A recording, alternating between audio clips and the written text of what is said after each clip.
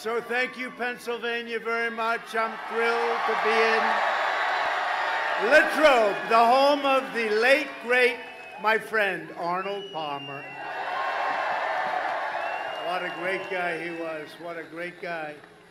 Thank you very much. 61 days from now, we're going to win the Commonwealth of Pennsylvania, and we are going to win 4 more years in the White House.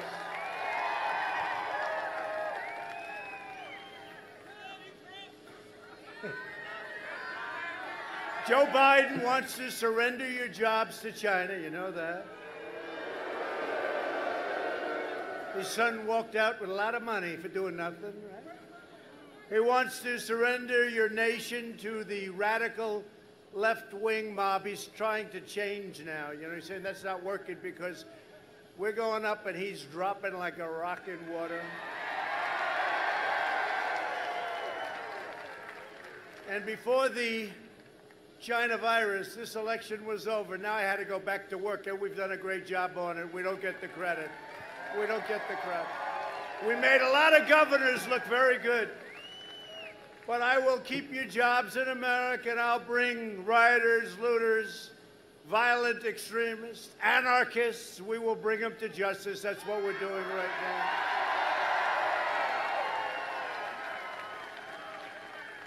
We have over 400 right now under arrest. These are bad people. Over the last 3.5 years, we've secured America's borders, fixed our broken trade deals, rebuilt the United States military, obliterated the ISIS caliphate 100%,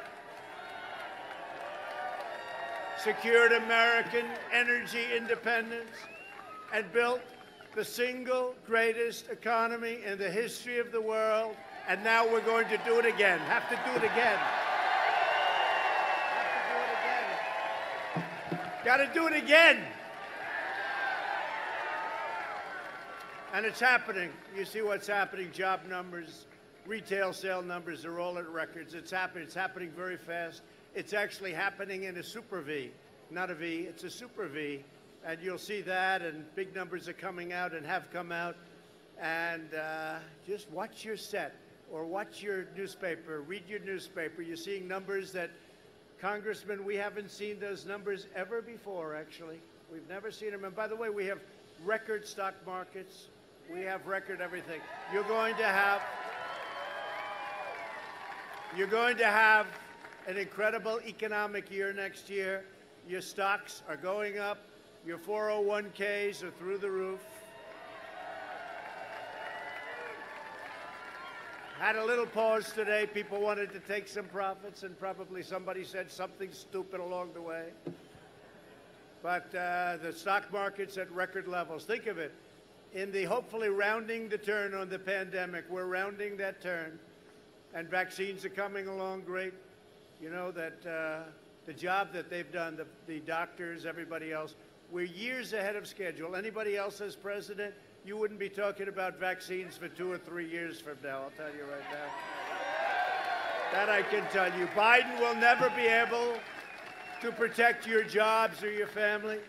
He is a puppet of the socialists, Marxists, and the cop-hating extremists, and they are cop-hating. And we love our law enforcement. We love our law enforcement.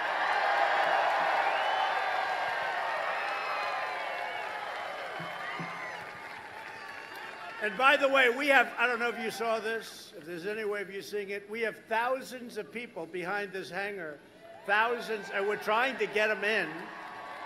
And I'd love to get them in.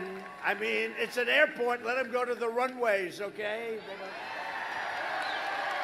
Let them in. We have, I mean, literally there, we landed. I actually thought that was the crowd. You know, we're doing the hangar thing now because the arenas can't do it because of the pandemic for a little while. But in certain ways, I like this better. I don't have to travel. I get off the plane, I make a speech, I get the hell out of here, right? Now these are great. You remember the last days before the campaign? I'd do a lot of them a day. Get off that plane. It was a little different plane. It was black and white instead of the blue and white.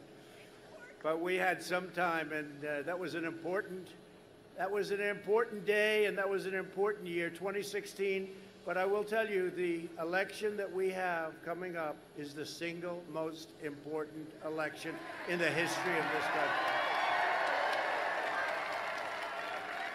And we had a level of enthusiasm. I mean, even look today, with all going on, look at the kind of crowds we have. And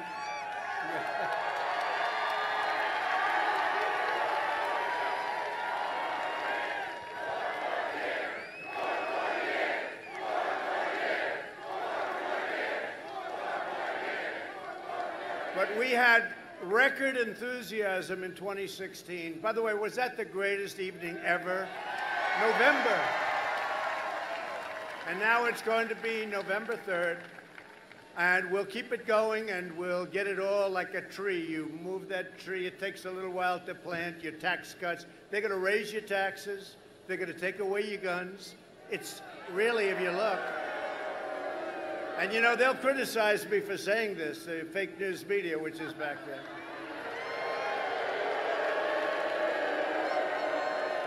With their fake polls. The same as last year. We could just put it all on tape. The fake polls, the fake everything. You know, they're called suppression polls. They're meant to make you depressed. Are you depressed? You don't look depressed. The real numbers, and we have the real numbers, we're leading everywhere. We are leading everywhere. I'll tell you, I think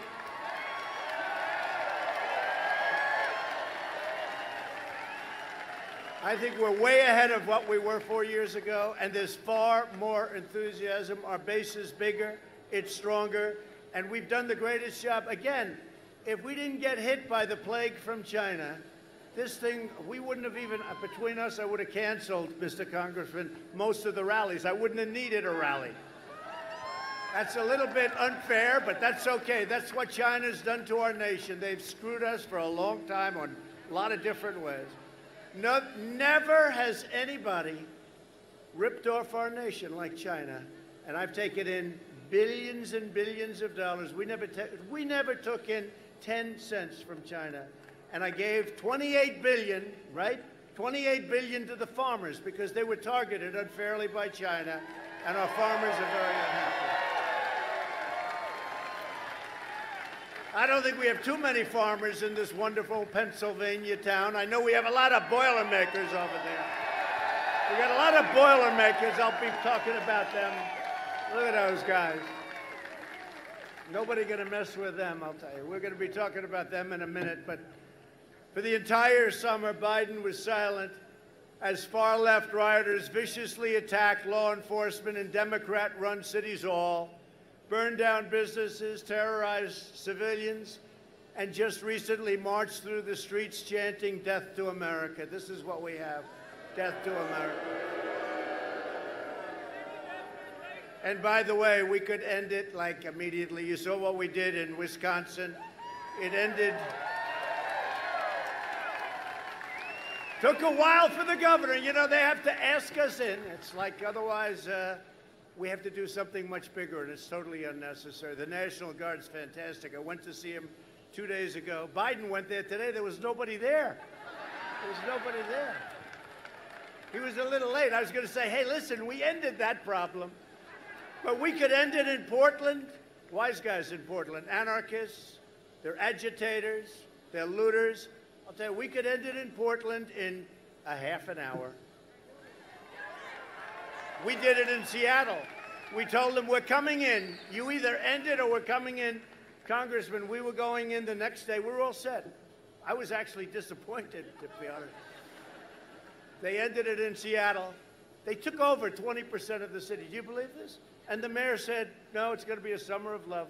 These people are crazy. So we end them very quickly. We end them very quickly. And now what we're doing is we're holding back funds for cities that don't know what they're doing, where they allow crime to run rampant.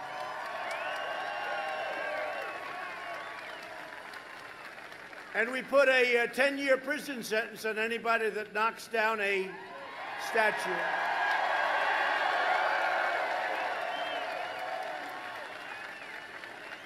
I took out an old ordinance, a very old one, because today in Congress you don't get things like that. Today they think that you should just have no cash bail. You know, they do the no cash bail.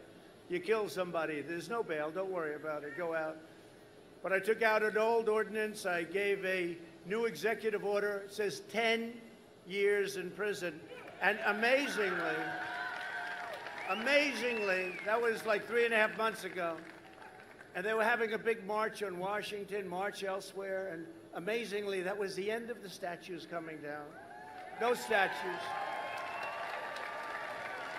And we're actually prosecuting people for having done it. We made it retroactive to the beginning. Terrible. And by the way, the state statues and monuments, they have to do the same thing. It's real easy.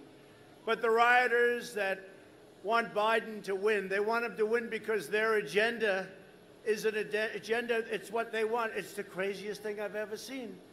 They both want to cut funding for police. They want to end that cash bail. They want to hire far-left prosecutors and judges and let the criminals run wild. The radical left district attorney in Portland, Mike Schmidt, his name is, has released hundreds of rioters and announced that anyone arrested for interfering with police officers, disorderly conduct, criminal trespass, rioting, and other offenses will not be prosecuted under any circumstance. Oh, it's worse. It's worse. You have somebody in Philadelphia who's worse, right? Worse. In his manifesto with Bernie Sanders, that's what it is. Biden agreed to all these things. You know, you notice now? No, I never said about fracking. I never said, if you don't do fracking in Pennsylvania, 900,000 jobs and your energy bills will triple. Other than that, I don't think you should have it, okay? No, but he said in the manifesto, plus he said many times, you know, we put on the clip yesterday where no fracking, no this, no that. I mean, no guns. How about guns? No guns, no Second Amendment. Biden has pledged to appoint prosecutors who will extend these insane far-left policies nationwide. That's what he's done. That's called the manifesto. He agreed to all this stuff. The craziest thing, you know, you're supposed to bring it to the right. He actually brought it further left. Bernie never dreamt that this was possible. Crazy Bernie. Do you know Crazy Bernie? You know, I had a lot of his voters come to me 4 years ago. A big percentage. You know why? Because I agree with him, and he agrees with me on one thing, trade, the trade, because he knew that other countries are ripping us off, and so did I. Nobody else got it, especially Biden, never got it. He never got it, still doesn't get it. Now he really gets nothing, I'll tell you. He didn't get it in prime time. Now he really doesn't get it. But it's okay for them to make every city look just like Portland, which is a disaster. And again, we could clean it up. We just go right through it. 5,000, 10,000, right through it. These guys are tough, they're smart, and they love our country. They love our country. We'll clean it up in 1/2 hour. It'll be over. Did you see this radical left mayor, Wheeler, his name is, the radical left mayor? They chased him, Mike. They chased him out of his home last night. And all he does is be nice to them because they don't understand nice. They only understand one thing, strength. That's the only thing they understand. They don't understand nice. They chased him out of his home. Unbelievable. Biden's plan is to appease the domestic terrorists, and my plan is to arrest them and prosecute them.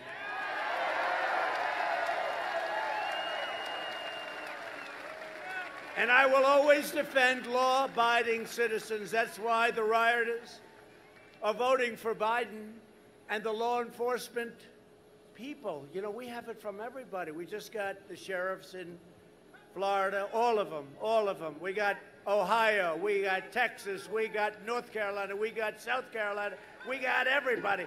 I don't know if there's anybody, and I see Rick Perry right there. Rick Perry, what are you doing here, Rick? Rick Perry, one of the greats. But they're all voting for me. This election is about safety, and this election is about jobs. Today, I'm delighted to accept a very, very special endorsement from people I like. Sort of grew up with these people. I don't know what it is, the relationship we have with all of us. With all of us.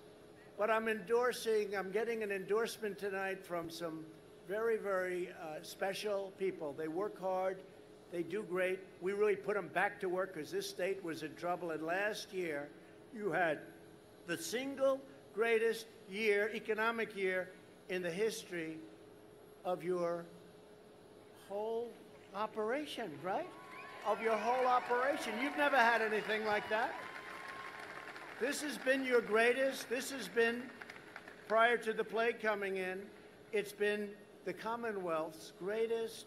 Can we ever call the Commonwealth a state? You got two places. You always have to say, well, wait a minute. Is this one a Commonwealth? Two places. You know what the other place is? Name it. Huh? That's right. How did you know that, Congressman? Huh?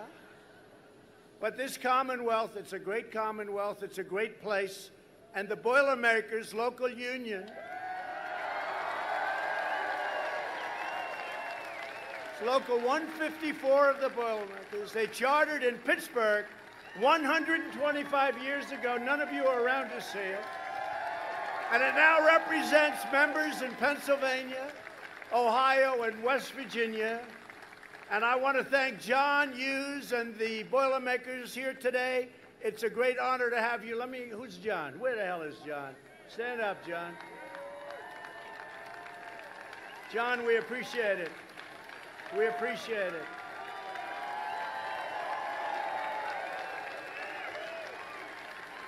Do you know why John is the head? You know why? Because, look, he's got the worst location. I say, where's John? I'm looking in the front row. He said, put up your hand, John. Look at that guy. He's great. You got my vote, John. Hey, Boilermakers, thank you. What a job you do. You're the heart of this country. You really are. Thank you very much. That's a great endorsement. That's a great endorsement. Joe Biden spent the last 47 years shipping Pennsylvania jobs to China and foreign nations, and I've spent the last 4 years bringing them back home, and we're bringing them back home, bringing a lot of things back home. I ended the last administration's 8-year pure war on Pennsylvania oil and coal and fracking and national. If you look at the natural gas, what they've done to this state, what they were doing to this state, it was sort of easy. I just opened it up and I said, do it. And the investment put into Pennsylvania, the investment put into the Commonwealth of Pennsylvania has been record-setting. But again, you had the greatest year you've ever had last year prior to the virus. You're going to be set now with what we're doing. I believe that this next quarter, which will be announced, interestingly, just prior to the election. So I'm putting myself on the line, but I know what's going to happen. The numbers are going to be great. And next year is going to be one of the greatest years, not only for Pennsylvania, but for the entire country.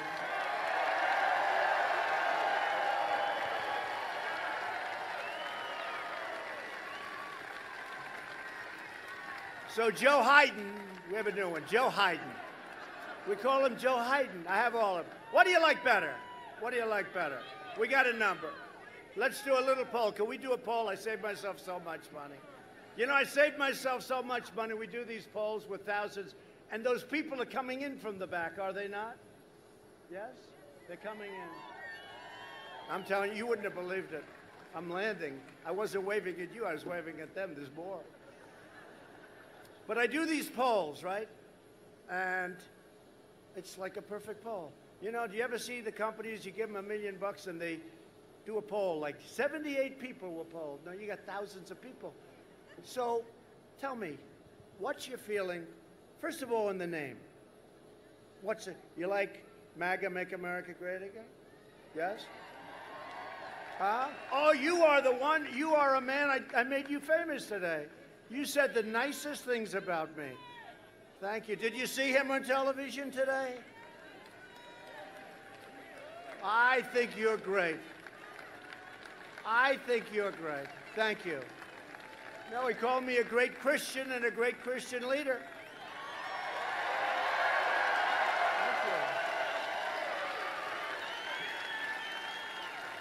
Thank you. But he did say I wasn't perfect. But that's okay. I said thank you anyway, right? No, that was really great. That was really great.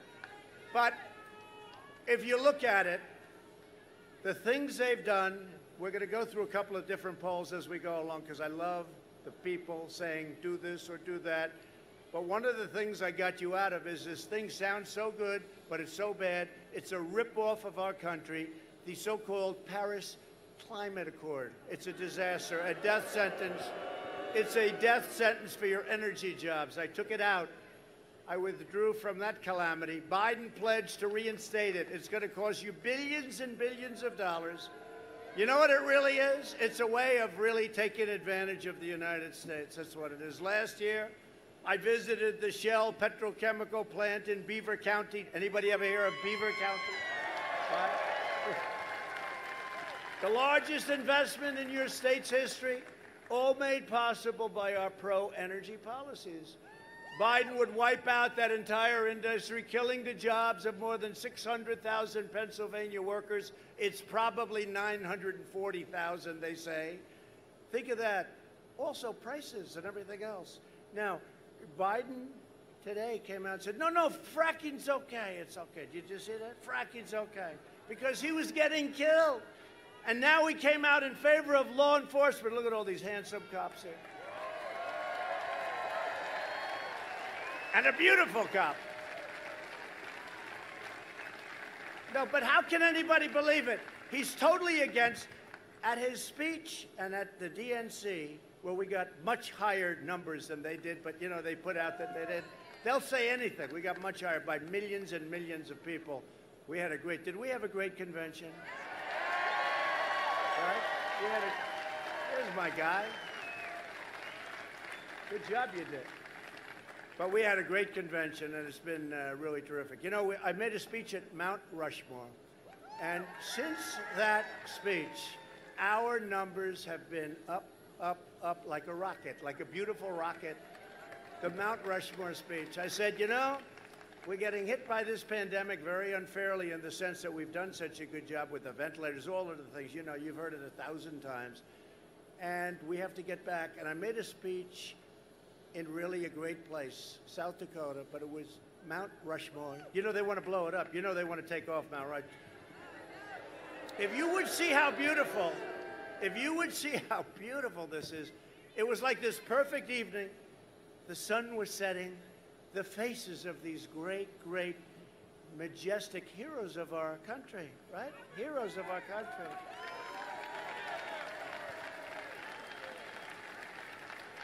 And they want to blow up Mount Rushmore. But how about this one? The Democrats yesterday came out with a plan. Did you see it? Now, they're the D.C. Democrats. They want to change the name of the Washington Monument, perhaps take it down.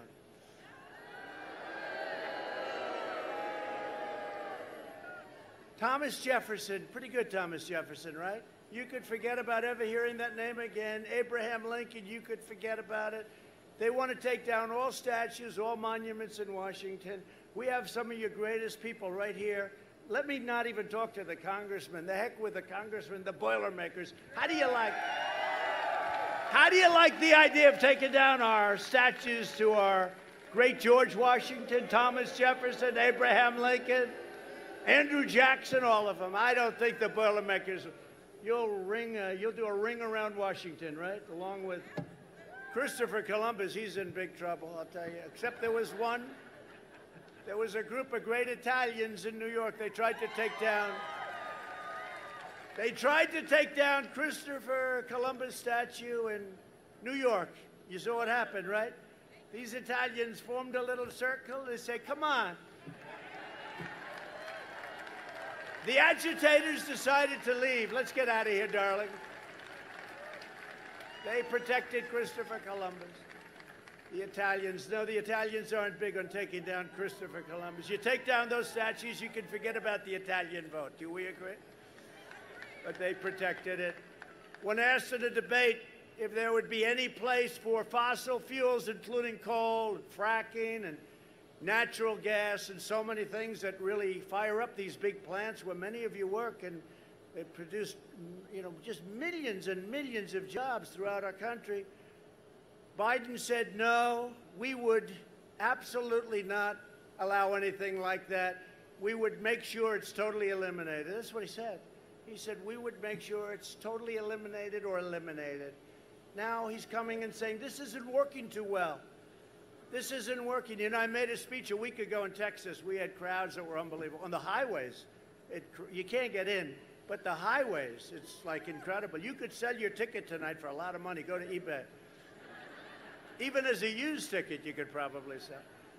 But you go down the highways and you see it. And I was thinking in Texas, I'm making a speech in front of, obviously, people that like oil. They like God. And you know what else they like? They like their Second Amendment, right? So think about it. So whether it's Pennsylvania or Texas or Oklahoma or North Dakota or any place, you take a look at this, right? And no oil, no guns, no God. I don't think George Washington running with Abraham Lincoln as his VP, he'll pick Abraham Lincoln as VP, is going to win in Texas or in Pennsylvania or any place else with those three things eliminated. That's what they want to do. They want to take away your Second Amendment. If I weren't president, you would either have an obliterated Second Amendment or it would be gone entirely. I am standing between them and your Second Amendment, and that's it. That's it. They know.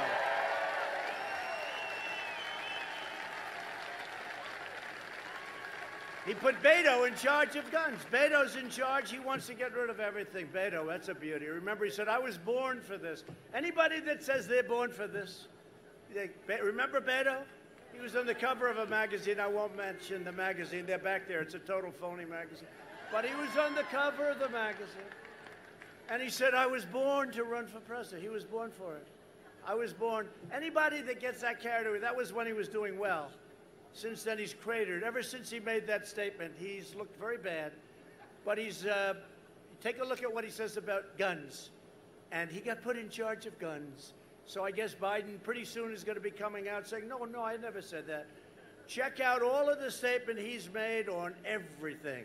And now he's going the opposite way. But he's agreed to the manifesto entirely, so maybe he'll do that, and then he figures later on he'll go, but everything he said is right, because he has no control over what's happening. The radical left has captured the party. They even elected a person that nobody ever heard of, a senator, it's been a while, against a young, good-looking Kennedy by 10 points in Massachusetts. Did you know Kennedy lost in Massachusetts? You know why? Because he wasn't a radical left. He was like a semi-normal person, just slightly left. No, but think of it. This is what's happened, and this is really what's happened. If you're not a radical lefty, meaning guns, meaning fossil fuels, they want wind. You know, to make the windmill, which are made mostly in China and in Germany, by the way, to make it, so much emission is let out that it's more than you can ever save. It's just the craziest thing. Also, I am truly an environmentalist. But you have to understand, when we do things and they don't, and we clean, and it's very expensive to do that, and they don't, and we have this massive planet, and China, India, Russia, Germany, all these places, it's fuming up, and we're doing our job and beautiful. No, they have to do it also. Otherwise, it just doesn't work the way it's supposed to.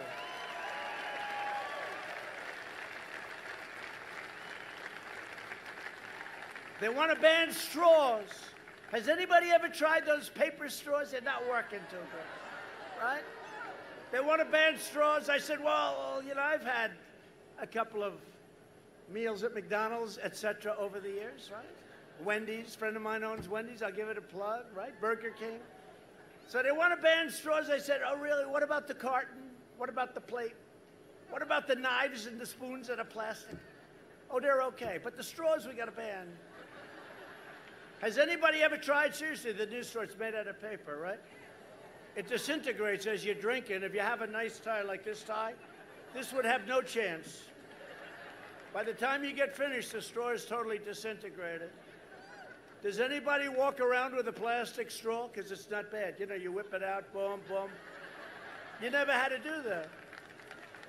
When asked whether he would be willing to destroy the jobs of hundreds of thousands of blue-collar workers to push his anti-energy agenda, you know what the answer is, right? It's the Green New Deal, right? This Green New Deal. This was made up by people that don't get it. Either that or people that just don't like our country very much. But Biden replied, yes, he'll get rid of those jobs. And he famously told a voter, I want you to look in my eyes when he's not wearing the mask, because I've never seen a man that liked a mask. Look, I'm all for it. We have a big weekend, distance on the weekend and all of that stuff, and wear your mask when you're close together in particular, and wash your hands, all those things. We have Labor Day weekend coming up. But did you ever see a man that likes a mask as much as him? And then he makes a speech, and he always has it, not always, but a lot of times he has it hanging down, because you know what? It gives him a feeling of security. If I were a psychiatrist, right? No, I'd say this guy's got some big issues. Hanging down. Congressman, give me your mask. I want to have it hanging from my ear. I don't want to touch your damn mask. Mike, I'll never touch your mask. No, but the new one is, you know, I went for a physical. The doctor said to me, sir, would you like to go over to Walter Reed? It's incredible. By the way, the job they do on people that have been just really hurt are heroes. And the job they do is incredible. But, sir, would you like to go over and do a physical? You have some time. You know why I had time? Some deal. Oh, it was China. I decided not to see China because they didn't like the way they were doing business, okay? Does that make sense? So the doctor, White House doctor, highly respected, Sean Conley. Sir, would you like to go over and do your physical, do a piece of it or finish it or whatever it was, but do a physical? I said, I don't know. I'm not in love with the idea. Well, if you do it, we don't have to do it. So, okay, let's go. Come on. So we went. And we're driving. Now, you have to understand there are like, 100 cars. You see what happens here. It's like the plane times 50. So the cars are driving all over. It's about a 20-minute drive. And we get to the hospital. I get out. I was there probably for an hour and a half, 2 hours. And then yesterday I read that I had strokes. CNN, fake news CNN right there.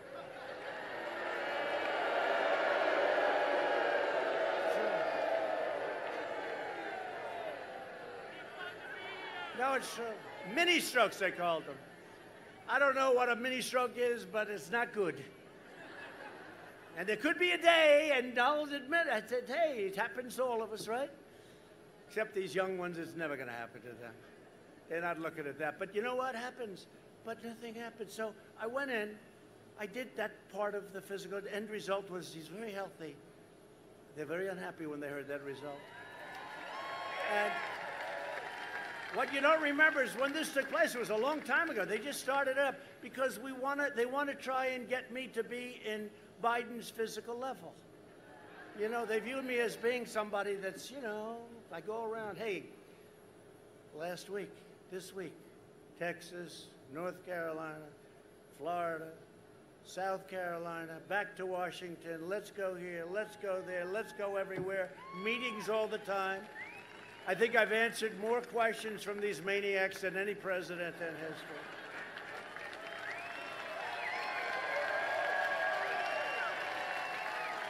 And mean questions. I watched Biden yesterday, so he hasn't answered questions in, 2 months or something. And yesterday, he took a couple, and they were setups like I've never seen. One young woman, who I think is there, is smiling. Hi. I'd just like to ask you, I'm sorry to bother you with this question. It's the most incredible. So the doctor wrote a letter saying, no, this rumor is wrong. And I don't like, rumors like that. And by the way, if it were a fact, it's fine. It should. I think it's an important thing. But if it's not true, my wife was like, she came to me, she said, I think I would have known that. I said, yeah, I think they would have known it too because they drove back with me. The press follows me. They have a special deal, a van. They followed me. And then we go in, we go out. But if you remember last time, I go in, I spend a little time physical like we all have. Hopefully you have them. Good thing to have, I guess, as long as they give you a good answer. If they give you a bad answer, don't bother. possibly too late. But I go in, I come out a couple of hours later, I guess, whatever it is, a short time later. I get into the car, the press sees me get into the car. On my way home, I get a call from my wife, the First Lady, who's very popular. Do we like our First Lady?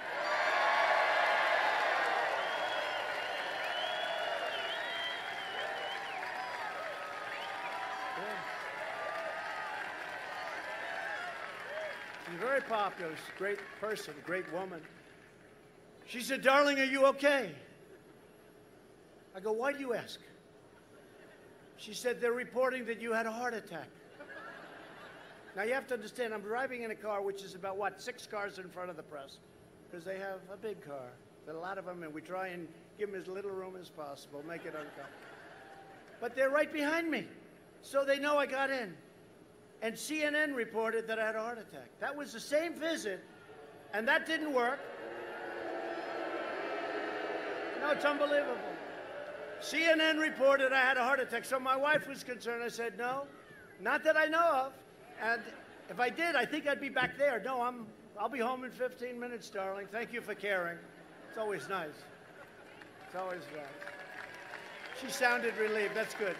When your wife sounds relieved. But she said, "I wonder how that happened. Why did they do that?" Because they're fake news. So I go in, and that rumor lasted for a little while, like a day or two. It lasted for a little while, no matter what I did. You know, I'm in the same motorcade. I go in, and I go out. They know I'm in the motorcade. I actually have to report it, but I'm in the motorcade, and they said I had a cut. One of them said it was a massive heart attack. Think of it. Again, it could happen someday, okay? And when it does, I hope things work out. But they knew I'm in the motorcade, and yet they reported it anyway because they're fake news. Now, for the same visit, that was the same. You know, that was the stupidest thing. From now on, when I go for a physical or something, or go to the hospital, announce it. Because this was a quick thing. The doctor, he got me in a lot of trouble. He's a great doctor. I said, "No more surprise visits to the hospital where we do a little work because we have some time." But, so now, the same visit, they started yesterday because some joker from the New York Times, who's a third-rate reporter, writes a book.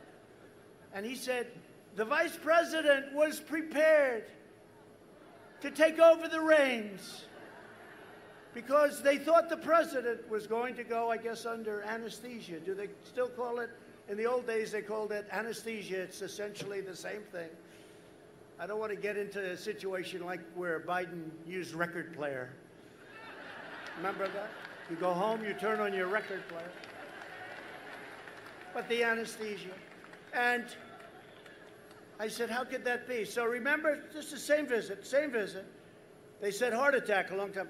All of a sudden out of this book. And he said, suffered mini strokes. Now they get a letter from the White House doctor that said it's totally false, totally false. But they still go with it. They go with it. And they know I'm in the group with them coming back. And if you, I don't know much about a mini stroke, but I assume, Mr. Congressman, if you have a mini stroke, you're not heading back to the White House, right? At least you'll spend a couple of nights at that great hospital, right? So anyway, these are really dangerous people. They are so bad for our country. If we had honest press, it would be so great for the USA. Be so great. They're just a bunch of phony people. Not all of them. You have some very good ones, like about 10%. No, you have some very good ones. You have some great journalists, but it's really, they know it's phony stuff. They're doing anything they can to get this sleepy guy into the White House, and I just don't think the public is going to fall for it. I don't think the public is going to fall for it. You know, in his best days, 25, 30 years ago, he was weak. He was weak as a senator. He was weak. He was not known as being one of the smart ones, and now it's not exactly prime time. I can tell you that. I just want to announce tonight, because we're joined with some very, very special warriors, and Dan Muser. Dan, thank you very much. Great job you're doing. Dan, congressman. These are congressmen who have really been warriors for me. They really have been. Thank you very much, Dan. Fred Keller. Fred, thank you. Great job, Fred. The great John Joyce. Great. Thank you, John.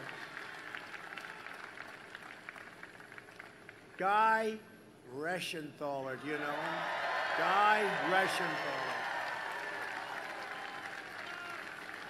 What are you doing over there? What happened? You don't get along with these guys? Huh? Oh, okay. That's good. Now I understand. That's good. Glenn Thompson. Great job. Great job, Glenn. Really great. And a real good friend of mine right from the beginning, right, Mike? You know, we were in Pennsylvania, and a friend of ours, a congressman long-term, right, from Kentucky. No, from actually Tennessee. Came up to us. I was getting ready to make a speech, and Tennessee has very early voting. Remember what he said? This was 4 years ago. He said, I don't know what's happening in Pennsylvania. I don't know what's happening in the rest of the country. But if what's going on in the rest of the country is like what's going on in Tennessee, he said, they're coming from the hills, the roadsides, the rivers. He said, they're coming. People that never really cared to vote. They're great Americans, but they never wanted to vote for the people that they would see. He said, they're miles long. They've got Trump here, Trump hats, Trump pins, right? Tennessee.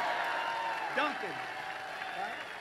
Congressman Duncan, right? Remember that, Mike? That was the first time. I mean, they said they've never seen anything like it. Tennessee's been incredible, by the way. But so Mike and I listened, and we said, I wonder what that's all about. But it is true. People that weren't really political people, they're coming in and, you know, the deal here, like the Miss Universe, good old Miss Universe, right? Like this. They came with hats. They came with pins. They're loaded with pins. One person had hundreds of pins. They never had a pin in their life. But they love the job that we've done, and we're going to do it even better in the next 4 years.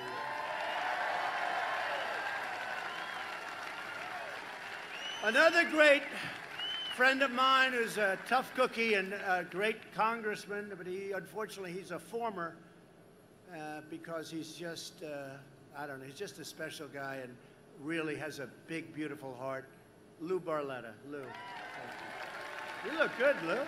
Why don't you run again, Lou? Run. And a man who's tough.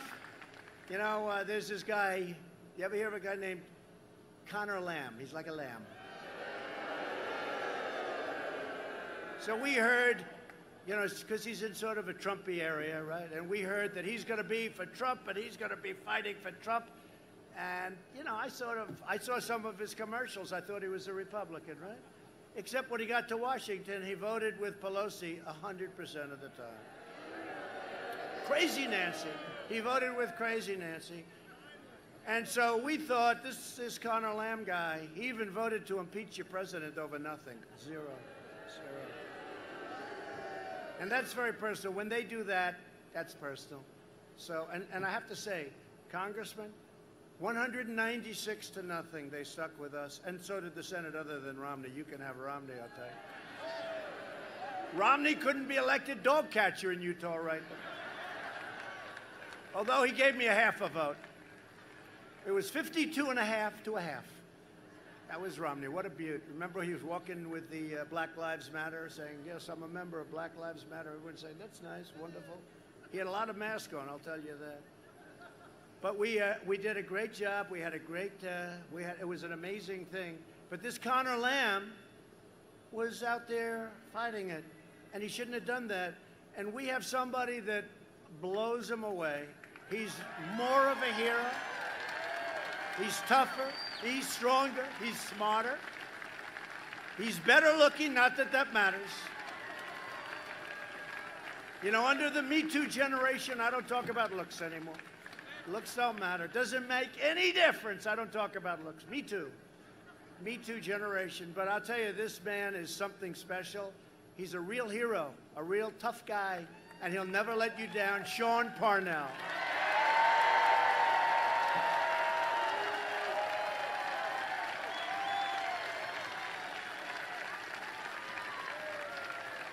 Just remember that Connor Lamb, and I remember because he's like a lamb. He's like a little lamb. Weak. Got a lot of weak people. We like strong people, don't we? We like strong. We need strong people right now. We have somebody else in the audience who served as my Secretary of Energy, and he was incredible. He was the governor of Texas for what, 12 years, I think, Rick, right? 12? Tell me, 14? 14 years he was. And he was an incredible governor, and he was an incredible secretary, and he's been an incredible friend. Rick Perry, everybody.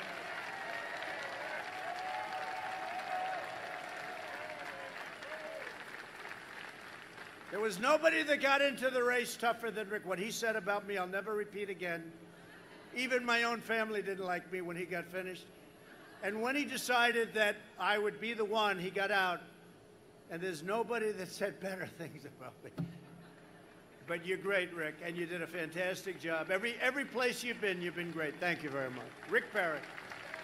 Thank you. Hey, Rick, how are we doing in Texas?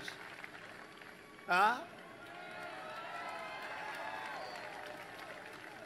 We had a poll today in Georgia. You know, they say Georgia's going to be close. Well, this was a poll that hates Trump, and we're up 7. That was the same thing happened last time, right? You know, they use the words in play. Georgia's in play, they say. Georgia's in play. Well, we're up 7, and this is a poll that truly hates us, okay? But they did the last time. Didn't they say last time that Texas was in play? And then it was 8 o'clock, the polls closed, and they only announce if you're way ahead. So they say the polls have closed in the great state of Texas. Donald Trump has won the great state of Texas. And I kept hearing it was in play. They said Utah, the home of our worst senator. They said Utah was in play. That's Mitt Romney. Mike Lee's doing excellent. I didn't want to get them confused, by the way. But they say Utah, same thing. Remember that 4 years ago? We had the guy with the shaved head. What was his name, Rick? What a loser that was. You know who I'm talking. That's right. A McMuffin, I think, something like that. And he was going to win Utah. And I won it by many, many, many points. It was called immediately. So these are people that are just not good. In fact, Hillary even beat this guy. Hillary came in second in Utah. In less than 4 years, we've achieved more than anyone thought possible. We passed massive tax cuts for hardworking families, and we eliminated more regulations than any administration in the history of our country.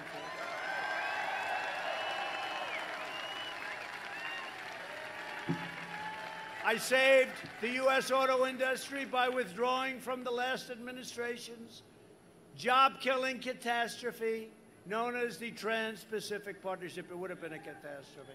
Not only for autos, by the way, for everything else, too.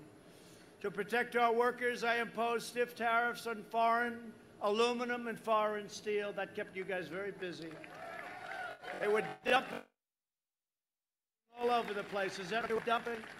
And steel, too, dirt steel. This week, my administration reached a breakthrough agreement to stop additional steel imports from Brazil and from Mexico for the rest of the year, despite the USMCA. Sometimes they get a little carried away, and we have to do a little tariff action on them. So we stopped that. We're reversing decades of the Biden betrayals that decimated Pennsylvania jobs. You know that. This state lost, listen to this, 1 in 3 manufacturing jobs after the twin disasters of NAFTA and China's entrance into the World Trade Organization. One of the worst things that happened when China came in. You know, they were flatlined for many years. Then they came into this crazy deal. They're considered a developing nation. You see, I've been sort of protesting that, but they're considering China. As a developing nation, you get all sorts of things that you would never get, advantages over the United States. Well, we have very strongly protested that. They're not a developing nation. They're a very powerful, developed nation. And you know what? They got to pay what everyone else has to pay. Earlier this year, I kept my promise to the Commonwealth of Pennsylvania when we ended the NAFTA nightmare and signed the brand new U.S.-Mexico-Canada agreement into law, which is in effect now and really doing well. Everyone said it'll never happen. And I had great help from these gentlemen right here. I took the toughest ever action to stand up to China's pillaging, plundering, and rampant theft of Pennsylvania and many other places jobs. That's all throughout the world, by the way. But our states have been just pillaged by China and others. Joe Biden's agenda is made in China. My agenda is made in America.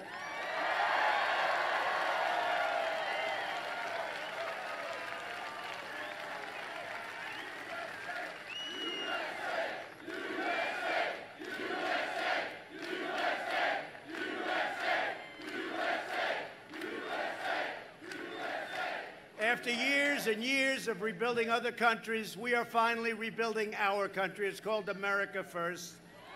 We're America First. It's enough. And we're bringing our soldiers back home. You see what's going on. After 19 years in Afghanistan, faraway places. To bring hope to our inner cities, I created opportunity zones. Tim Scott, great senator from South Carolina, worked on it with me. Passed criminal justice reform, delivered permanent funding for historically black colleges and universities that Obama would never do. And before the China virus, we achieved the lowest African American, Hispanic American, Asian American unemployment rates ever recorded by far. And they're now heading back in that direction quickly. Democrat politicians have failed the black community for decades. They failed the Asian community, the Hispanic community. They failed women. The numbers on women's unemployment were the best in 61 years. Biden spent the last 47 years betraying the American people. He was always for things that you wouldn't want, and now he's changing. No, I never said that. I never said that. I've spent the last 4 years keeping my promises and delivering for the African-American community and for all communities. And the best is yet to come.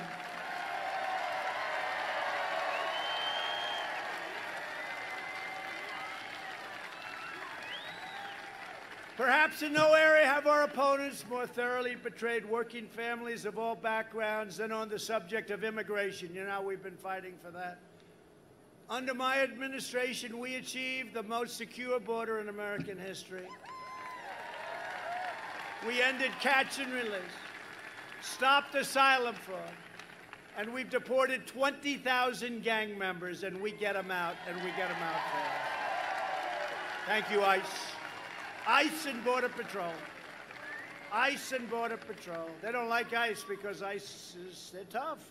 You got to be tough in that job, by the way. Anybody up here like to work in ICE? I don't think so. Let's see, you could probably be okay. But you'd rather do what you're doing, right? I agree with you. These are tough guys. They have to be tough. These are bad, bad gang members. I mean, you look at MS-13, you look at what's happened with MS-13, you look at, but we get them the hell out. Sometimes we have to put them in prison because we don't even want to take a chance they can come back in after what they've done. We built 300 miles of border wall, and we're adding 10 new miles every single week.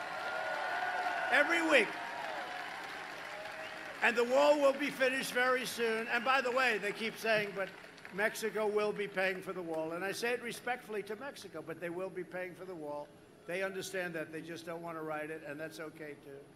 Because Mexico's treated us very well. The president of Mexico, right now they have 27,000 Mexican soldiers on our border guarding us from people coming in illegally into our country.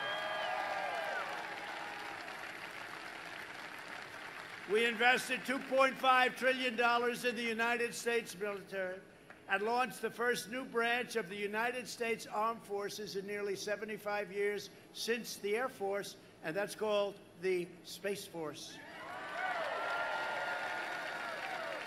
Right, Sean? Pretty good. Going to send Mike into space. You want to go into space, Mike? Our great congressman. But think of that. You know, we created a new branch of the United States. That alone, if you had that alone. But then you add judges, all the other things. We passed VA choice and VA accountability. So now, instead of waiting for a week, 2 weeks, 5 weeks, 9 weeks to see a doctor, you don't have a doctor, you go right out, you get a private doctor, we pay the bill, and our great veterans get better quickly. And accountability. We keep people accountable for the way they treat our veterans. And if they don't treat them well, we say, sorry, you're fired, get out. No, we couldn't fire anybody. We had sadists, we had thieves, we had some very bad people in the VA, and they're all gone. Thank you. I love you too. Thank you. Thank you. Such friendly voices. Right, beautiful. Only in Pennsylvania, right? Thank you. I withdrew from the last administration's disastrous Iran nuclear deal. Think of this. Obama paid $150 billion for a short-term deal. He gave $1.8 billion in cash. You ever see $1 million like at a casino floor or something in $100 bills? It's a lot. It's like the size of this, right? Now think $1.8 billion. How did you guys allow that to happen? Huh? They said we all voted against it. I kept my promise, recognized the true capital of Israel.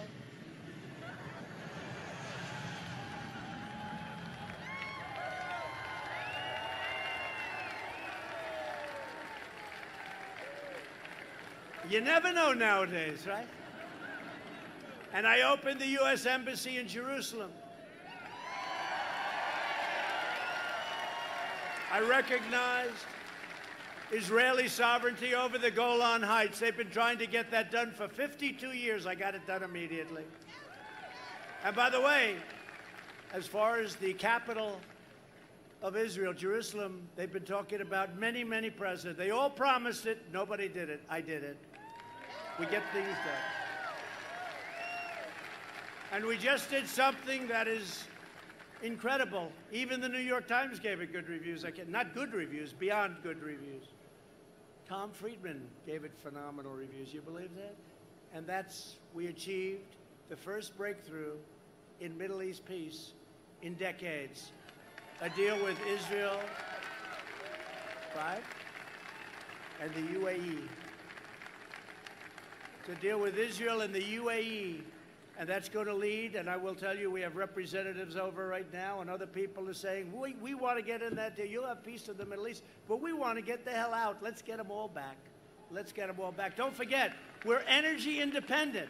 There used to be a reason. Now we do have a reason. It's called Israel. And we have some very good partnerships over there. In all fairness, we have some countries that have treated us very well, and we're going to take care of those countries. But we are energy independent for the first time, and that's a very good feeling.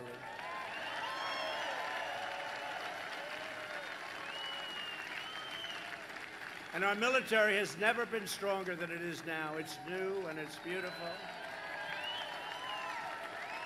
And I told you, we took over 100% of the ISIS caliphate in Iraq and Syria, and we killed the founder and leader of ISIS, al-Baghdadi.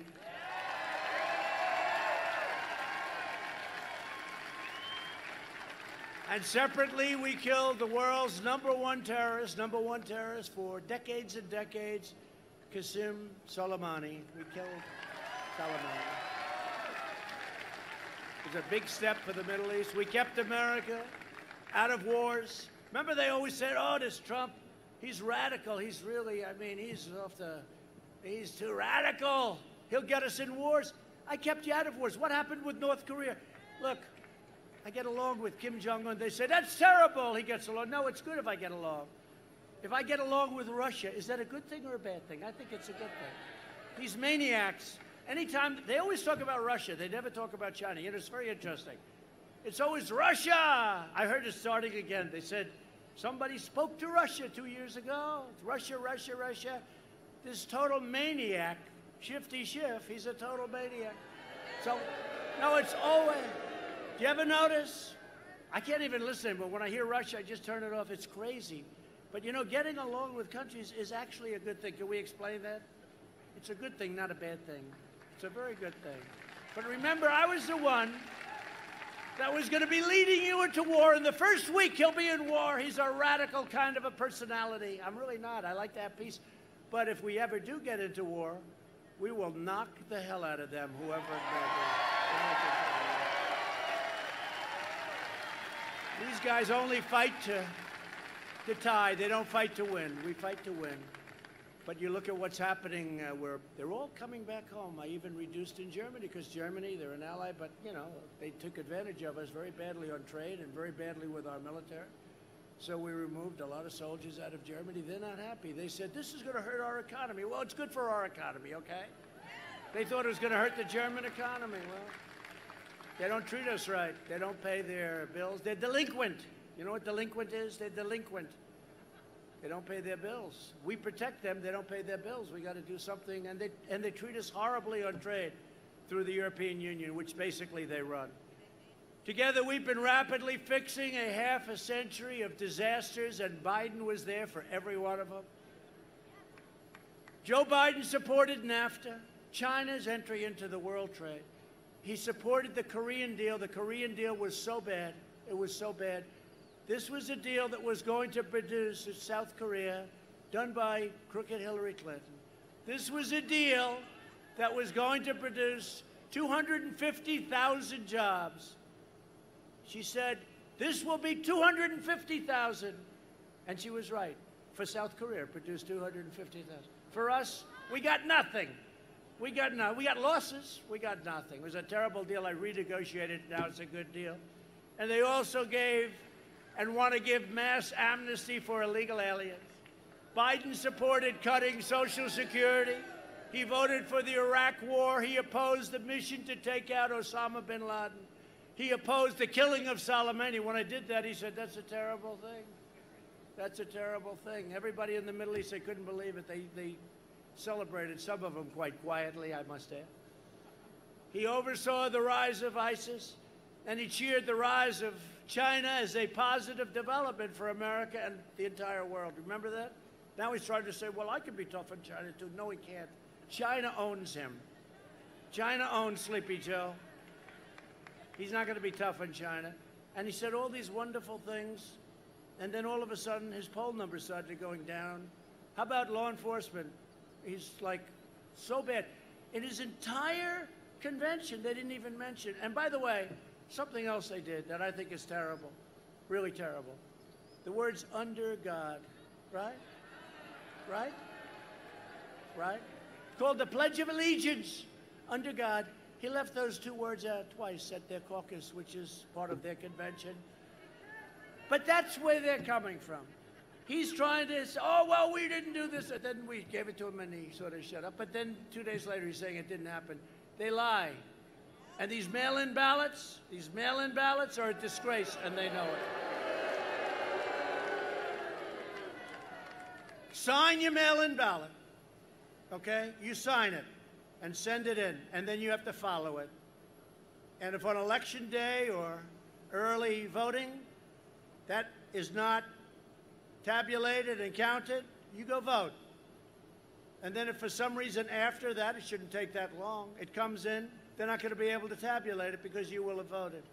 But you have to make sure your vote counts, because the only way they're going to beat us is by doing that kind of stuff. I'm trying to be nice. I'm trying to be nice. They want to send out, Congressman, 80 million ballots. Now, there have been many races over the last year where they've done this, and they've been a disaster. You look at New York, they had a congressional race, not a very good congresswoman, very untalented. I know her well. I lived in New York. She's not got much going. They have no idea what the vote is. I think 20% of the ballots were missing. And then they declared her the winner. And the other guy's saying, what about me? He's not too happy, her opponent. You look at what happened in Paterson, New Jersey. You look at what happened in Virginia. You look at what happened. There's not a race. And these are small. These are easy to control. Now they want to send out 80 million unsolicited. I like it much better. They used to say universal. They used to say live ballots. I like the word unsolicited and solicited. Solicited's okay, because that's when you're asking and you want it, then you send in the necessary paperwork and documentation, and you get the ballot and you fill it out. That's okay. But you can't, this whole thing with the unsolicited. Unsolicited means you're sitting there. You know, we have a big enthusiasm edge. But when they throw these things in your face, and the lists are inaccurate, and people are dead, and dogs have gotten ballots, they have. Dogs have gotten ballots. And they know I'm right, and everybody knows I'm right, and they say I'm right behind the closed doors, and it's a disgrace what they do to our country. 80 million unsolicited ballots, people that had no idea, people that weren't going to vote, in all fairness. It's really unfair because our people have enthusiasm. They're going out to vote. They're all going out to vote. Everybody here going to vote? Everybody? But they have no enthusiasm. I said, so that's unfair. That guy walks and then he'll have somebody knock on the door, say, listen, would like your ballot. I don't want to vote. I don't care about Biden. I'm a Democrat. I don't care about this guy. Well, look, where is it? Here, take it. Blah, blah, blah. They even have a provision where you don't have to verify signatures. What is going on? And they have another provision in some states where you can harvest. That's where you grab them all together and drop them. And in Nevada, they actually have a provision where they don't have to be counted till 7 days after the election. So that means if we have a close election, could be close. I hope it's not. I hope we have a landslide like you've never seen.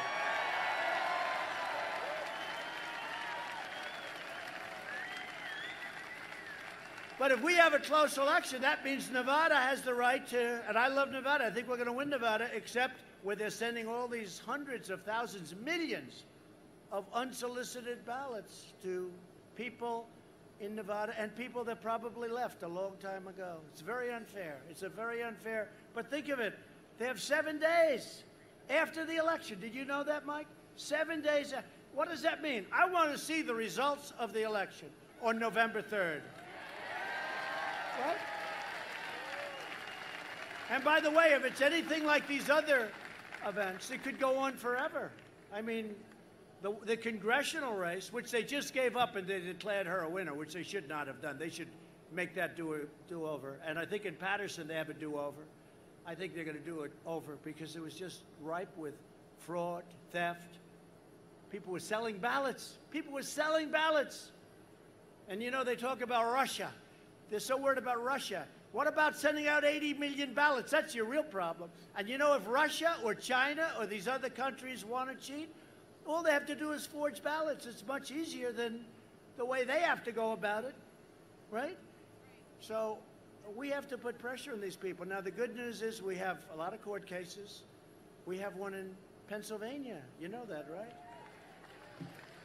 And we have two judges. We have a state judge. We have a federal judge. I think both highly qualified judges, from what I understand. I hear that they're not too happy about what they're seeing. So we'll see what happens. We're going to see what happens. The lawyers feel very confident. But we have to win those cases. But what you have to do is send in your early ballot and then go and make sure that ballot is tabulated or counted. And if it's not counted, vote. And then they have the job, if it comes in late, and if it's not too late, they have the job of making sure that they don't count it. But follow that ballot, because these people, they'll be lost, they'll be gone. The numbers are incredible, where they're 25 and 30% off, 20% off.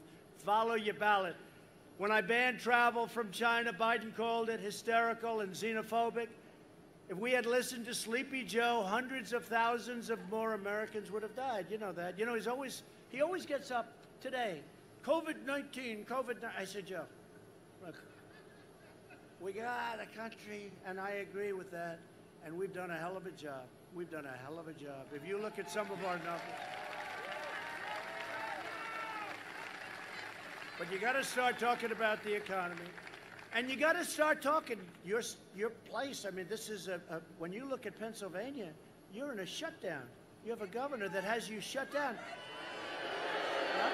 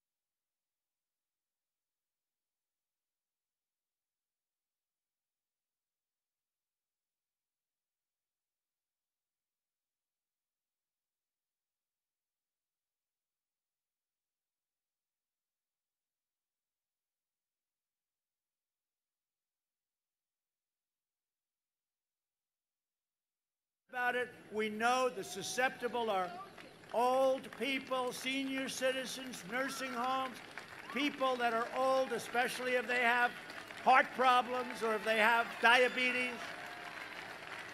We know that. We learned it. And we opened it up. But the problem, these shutdowns are causing much bigger problems. You remember my original statement, right?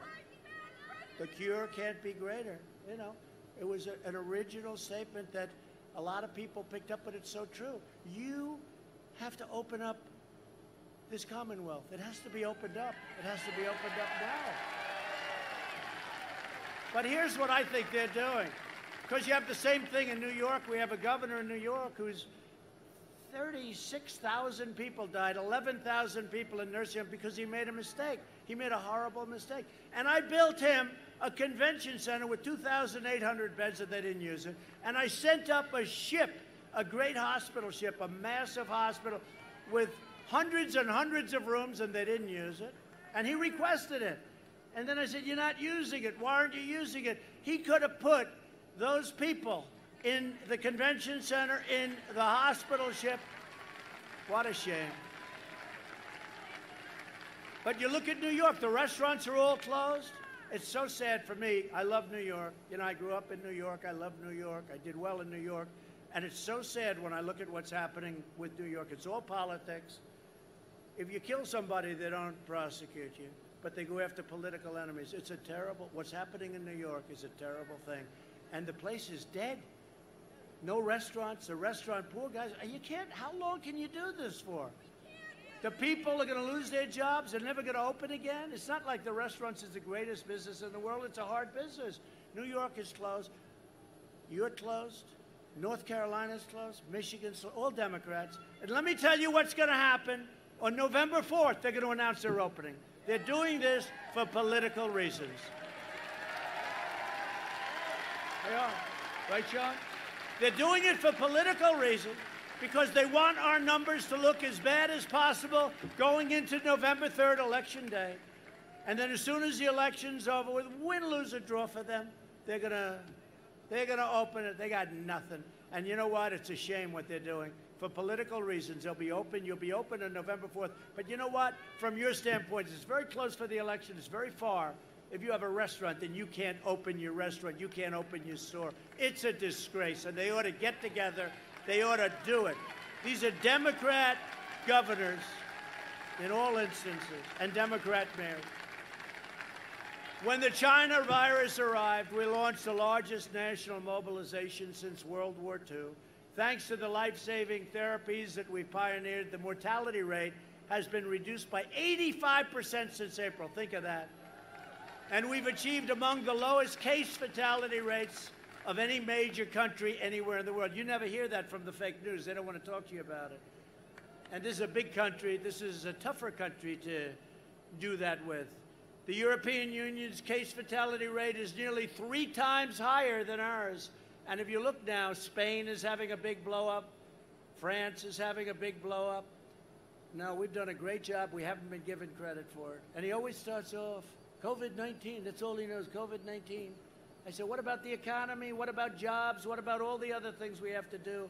All he does, he thinks it's a weak spot. And actually, in theory, if we're getting a fair shake from those people back there, it's actually what the job we've done is actually a strong spot, and that includes you people. With the ventilators that nobody had, nobody that needed a ventilator didn't get a ventilator. Now we're supplying them all over the world. Altogether, the nations of Europe have experienced a 30% greater increase in excess mortality than the United States. Think of that. You don't hear these numbers. Cases in the U.S. have declined by 28% nationwide over the last month, and hospitalizations and deaths have declined radically over the last week. 3 vaccines are in final stage of clinical trials. Would have taken 2 years for another president. I was going to say a normal president, but they'll hit me with a little truth to that, too. No, but for another president, especially, you know, in the last administration, they had the H1N1 pandemic. It was called swine flu. You know, Joe always calls it the N1H1. He gets it mixed up. No, it's the H1N1, Joe. Not that it matters, I guess. No, do you ever notice? He's always calling it the other. He calls it the opposite. He has no clue where he is. But he keeps saying, oh, if he was... Well, he didn't want to ban China, and we saved hundreds of thousands of lives by banning China. I was the only one that wanted to do it, actually. And then we banned Europe because I saw what was happening in Italy and Spain and France. And we banned Europe. We saved hundreds of thousands. And if I didn't do the closing and the opening, so we're at 175,000, far too. Look, one is too much, because this was given to us by China, and it's a disgrace. It's a disgrace. They could have stopped it.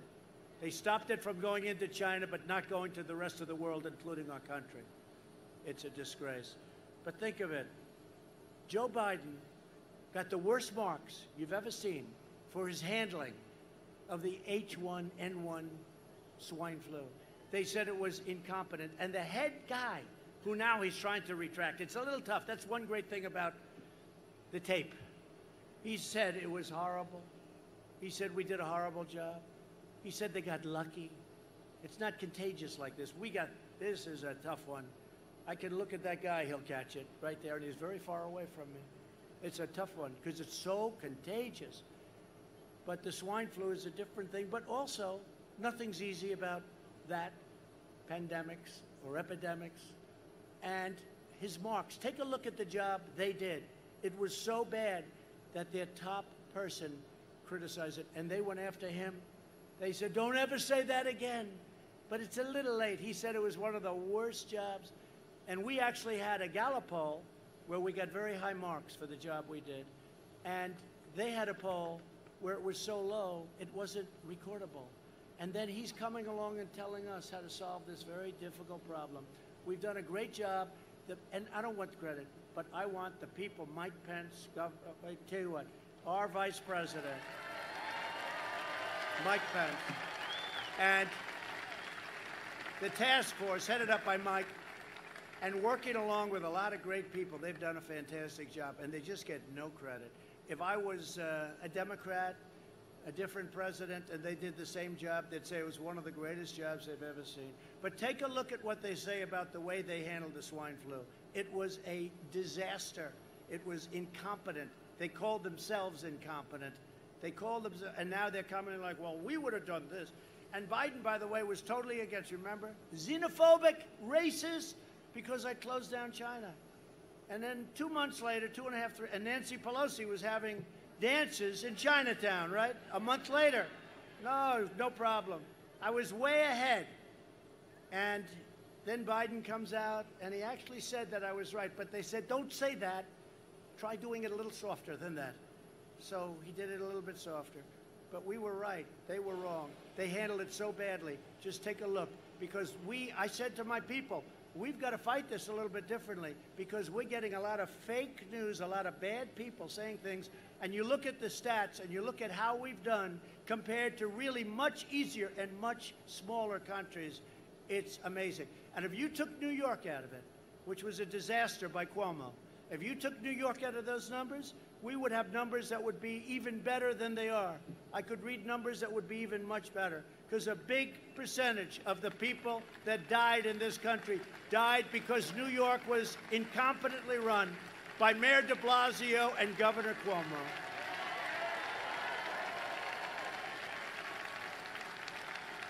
And by the way, just today, there's another incredible thing happening. Pfizer, great company, announced that it expects to have the results of its vaccine trials in a matter of weeks, very shortly. Incredible. Under Operation Warp Speed, we remain on track to produce a safe and effective vaccine in that record time that we talked about. This would have been years later. It will be delivered before, in my opinion, before the end of the year, but it really might even be delivered before the end of October. How do you like that? Wouldn't that be nice? That would be nice. And you know why? Not because of the election. Be nice because we want to save people. That's why it'd be nice.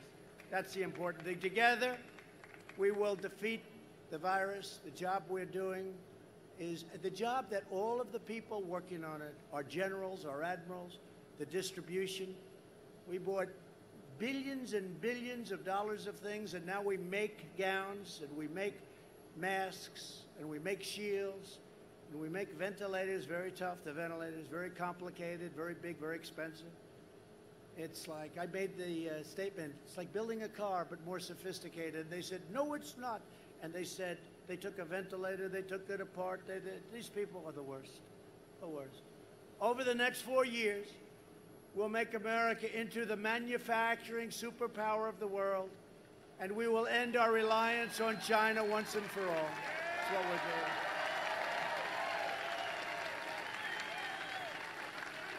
And let me just tell you something.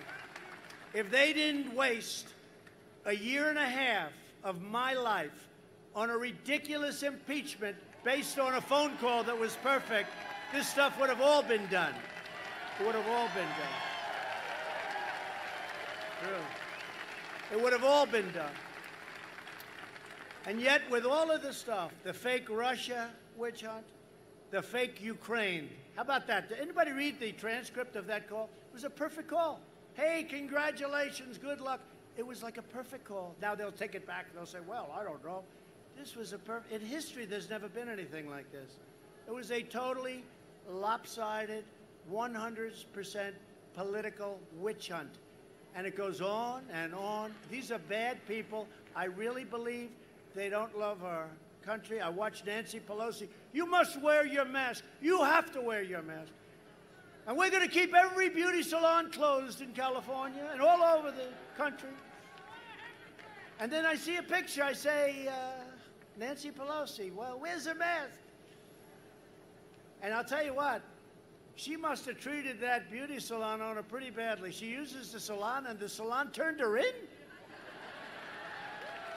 The salon turned her in.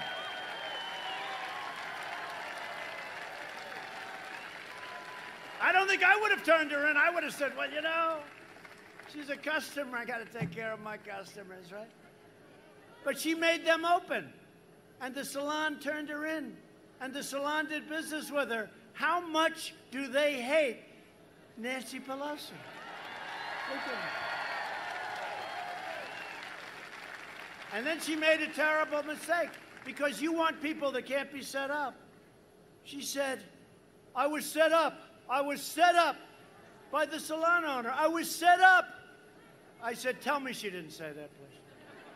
So I just put out that if she was set up, then she shouldn't be leading the House of Representatives. I want the salon owner to lead the House of Representatives because she set up, think of it, she set up the Speaker of the House. That was a big mistake. As soon as I heard, she said, well, she set me up. Nancy, you're not supposed to get set up. You're representing our country. You know what she should have done, honestly? She should have said, I made a mistake, sorry. And nobody would be talking about it. This is like the biggest story. This is the big, crazy Nancy. Highly overrated person, let me just say. She is a highly overrated person. They give her such good play. She is a highly overrated person. Look, they just turned off a camera because they don't want me saying that.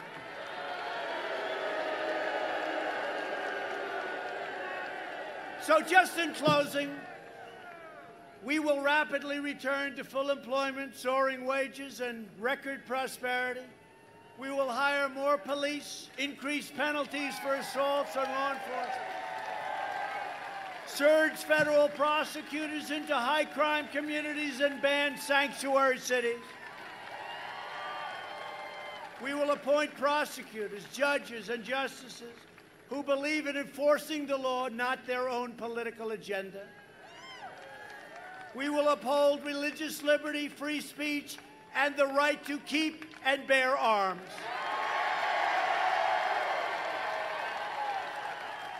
We will strike down terrorists who threaten our citizens. We will not let them threaten our citizens. And we will keep America out of endless foreign wars. We will end surprise medical billing.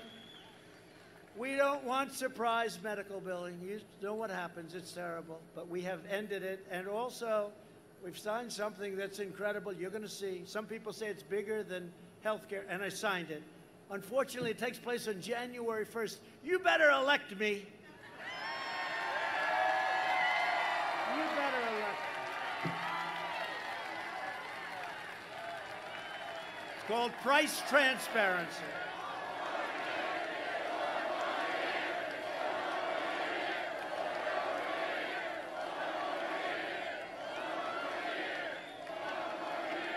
I said to my people the other day, when is price transparency? This is going to lower your prices by 50%. You'll be able to negotiate.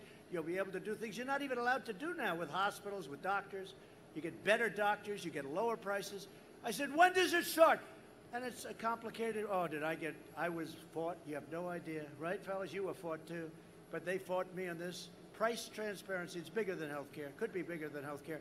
But I said, when does it start? They said, sir, we have it all set. When? January 1st. I said, I better win this election. Because you're going to see some unbelievable price reductions, and that includes on drugs. Because we're reducing health insurance premiums massively, and the cost of prescription drugs went down the first time in 51 years last year, but now it's going to go down very big because we did a favored nations clause. And I see the drug companies they're killing me with ads. They have nothing but cash. They have nothing but money. And they're spending because they can't believe. You know, Germany and other countries pay much less than we do. And we want to have, what we have to have is we have to have a comparison of prices. And that's what it is called, favored nations clause. I instituted a favor. So if we're paying $2.50 for a pill, and some nation is paying 10 cents for the same exact pill from the same factory, right? We get the 10-cent price. So what's going to happen? That'll go up. Ours will come way down. They can't believe it. The drug companies can't believe. And I will tell you, Mark Meadows is here, our chief of staff. Where's Mark? They want to negotiate. We signed it. It's all done. They want to negotiate, and they are negotiating. So let's see what happens. But we're going to get you cuts on prescription drugs, the likes of which you've never seen. We'll protect Medicare and Social Security. They will not be able to protect it. It will always protect patients with pre-existing conditions, always. America will land the first woman on the moon, and the United States will be the first nation to land an astronaut on Mars. When I took over, NASA was dead. Now it's the most vibrant space center in the world by far. We will restore patriotic education to our schools, and we'll teach our children to love our country, honor our history, and always respect our great American flag. And we will live by the timeless words of our national motto, "In God we trust." For years, you had a president who apologized for America. Now you have a president who is standing up for America and standing up for the great people of Pennsylvania.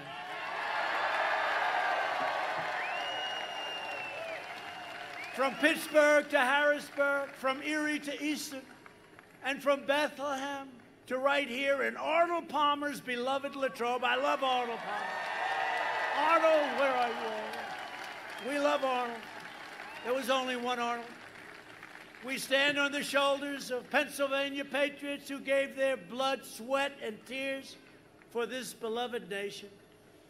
Pennsylvania is the state where our founding fathers declared American independence, right?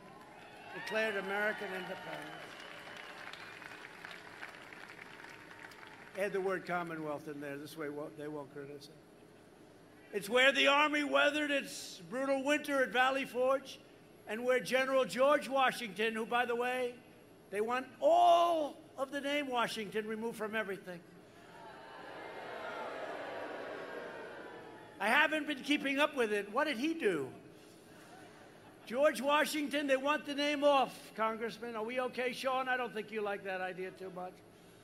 George Washington, they want his name off everything. But we'll keep it. I promise you this. As long as you have cancel culture, you better have a strong president. Cancel culture. George Washington, can you believe it? but he led his men on a daring mission across the Delaware. This is the Commonwealth where our Union was saved by the heroes of Gettysburg and where generations of tough, strong Pennsylvania workers mined the coal, worked the railroads, forged the steel that made America into the greatest and most powerful nation in the history of the world. That's in the history of the world, and we are making it greater than it's ever been before. That's what's going to happen. Proud citizens like you help build this country. And together we are taking back our country from these very, very deranged people. We are returning power to you, the American people. With your help and your devotion and your drive, we are going to keep on working. We are going to keep on fighting. And we are going to keep on winning, winning, winning.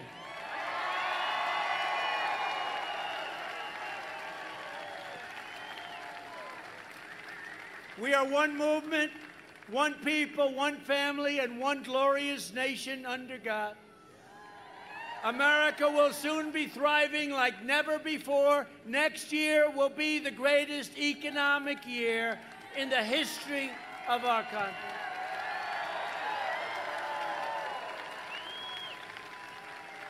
And together we will work very hard.